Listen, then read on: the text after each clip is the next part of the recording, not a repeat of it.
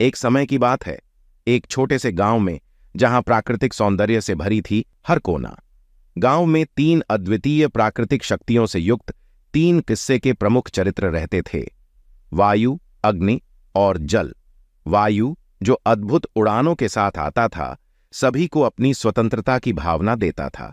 वह गांव वालों को उच्चायुक्ति की दिशा में ले जाता और उन्हें अपनी ऊंचाई पर दुनिया को देखने का आनंद दिलाता था।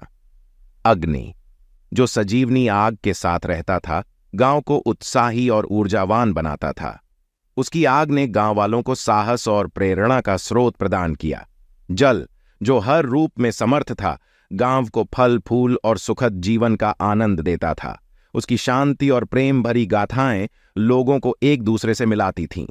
एक दिन एक भयानक समस्या ने गांव को कब्जा कर लिया। एक दुष्ट राजा ने अपनी भूख को शांत करने के लिए गांव की सभी स्रोतों को बंद कर दिया। गांव वालों ने वायु, अग्नि और जल से सहारा मांगा ताकि वे राजा की ताकत को परास्त कर सकें। तीनों ने मिलकर गांव वालों के लिए एक चमत्कारी योजना बनाई।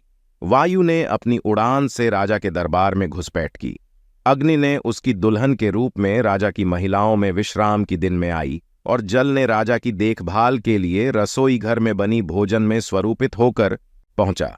राजा, विचलित होकर, उन्हें बुलाया और पूछा, तुम कौन हो और तुम्हारी इस अद्भुतता का कारण क्या है? वायु ने कहा, मैं तुम्हारी राजसी ऊंचाइयों से आया हूं ताकि तुम दुनिया को एक नए दृष्टिकोण से देख सको। अग्नि ने कहा, मैं तुम्हें ऊर्जा और साहस से भरा जीवन देने के लिए यहां आया हूं ताकि तुम अपनी समस्याओं का सामना कर सको। जल ने मुस्कुराते हुए कहा, मैं तुम्हें जीवन की शांति और प्रेम का एहसास कराने के लिए यहां हूं ताकि तुम दुखों को भूलकर खुशी में रह सको। राजा, जिसने उनकी असलियत को समझा, ने गांव को सजीव करने के लिए उनकी सहायता स्वीकार की। वायु, अग्नि और जल ने मिलकर राजा को उसके अहंकार से मुक्त करने का प्रयास किया। एक दिन राजा ने सभी गांव वालों को बुलाया और कहा, मैंने अपनी गलती समझी है और मैं चाहता हूं कि तुम मुझे माफ करो। गांव वालों ने उसे माफ कर दिया और वायु, अग्नि और जल को आभारी होकर उन्हें गांव के प्रमुख बना दिया। तीनों ने गांव वालों को साथ मिलकर सुख, शांति और समृद्धि का एहसास कराया। इसके साथ ही वायु, अग्नि और जल ने अपना कार्य समाप्त किया, लेकिन गांव वालों के दिलों में वह सदैव रहेंगे।